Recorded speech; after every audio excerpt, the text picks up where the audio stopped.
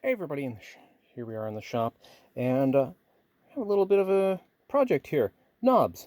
This is an Ampeg SS140C, and it's got most of its original knobs. It has some that were missing its toppers, just a big piece of black plastic, and it also has some of its knobs missing entirely. So this experiment started out by trying to replace the original toppers, and once we had a solution that worked well enough to maybe pass inspection at 6 feet away, the notion was, well, why not try to 3D print some replacements, because these knobs are no longer in production. And it's actually kind of hard to find knobs that fit a 3/16 milled shaft. Basically have one or two options. Some of them are a modern ampeg design, and it would have been a bit expensive. So, paying $100 for knobs, it's not always in the budget for somebody. But this is more of a challenge on the part of 3D, learning some 3D design skills. But more importantly, we're going to have a look at how we do the toppers. So we've got a 3/16 stub shaft here. We want to make sure that we have enough of a grip that we can spin it up well. I think that might be okay. We'll see if it spins free and we have to shim it up. And we'll get right to it. So our aluminum source is a piece of self-adhesive aluminum tape used for ducting. Can probably be found at just about any nearby hardware store.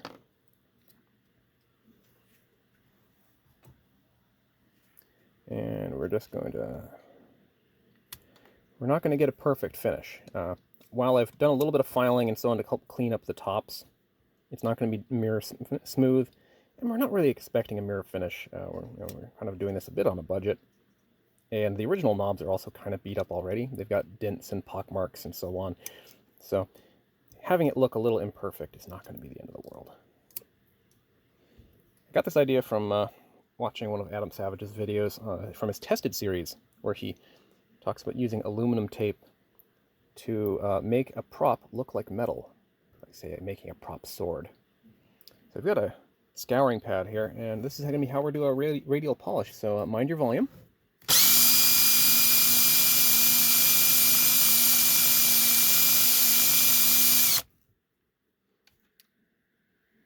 And part of the reason why we do this first, focus, is that it also helps us define the edges early on. Then we're going to use a guitar pick, like a forming tool on a lathe, and we're going to turn the speed down and try to round the edges off and get it tucked in.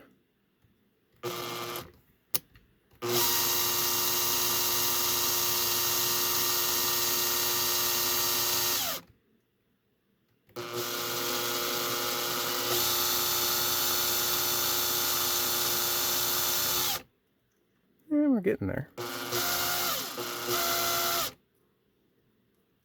It is slightly more awkward doing this with a camera between us. Normally I'd have this tucked in a bit tighter to me.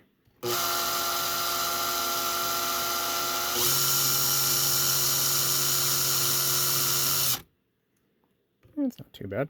Run it the other way, and with a blunt end here, just to make sure that we're laying it down as flat as we can get it.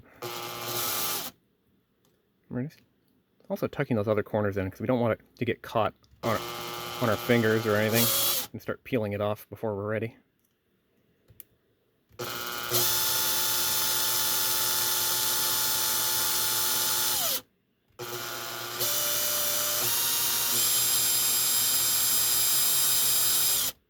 Alright, so it's tucking in pretty tight, and I can see that the edge of even this soft nylon is actually already starting to cut through the aluminum where it meets the corner. So we're just going to spin it up some more and finish parting it off.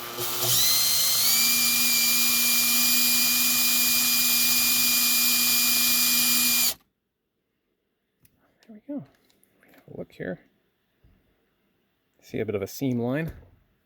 So let's carefully peel it back.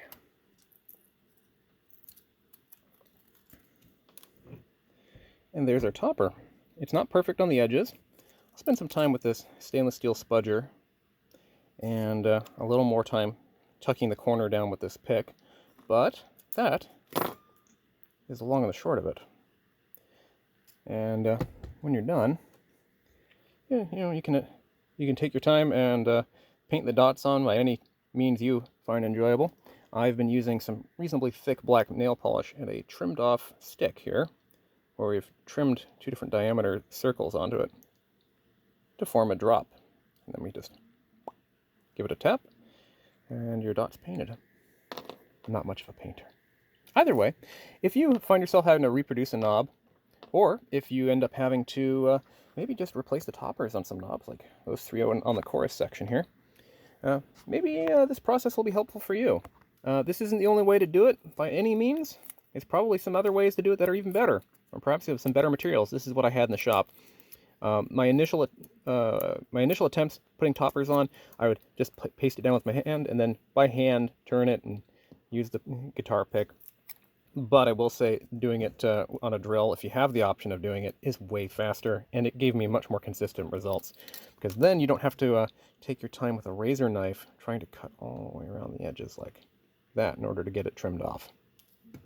Anyway, hope this helped you, and if not, at least something else you can have in your back pocket in case you ever need to do it.